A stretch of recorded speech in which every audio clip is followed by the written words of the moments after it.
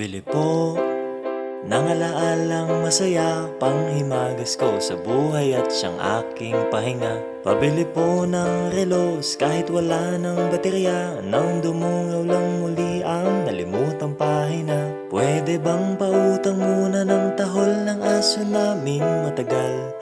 Tagal ko nang hindi nakakapiling. Pabili po sa tindahan ng mga alaala.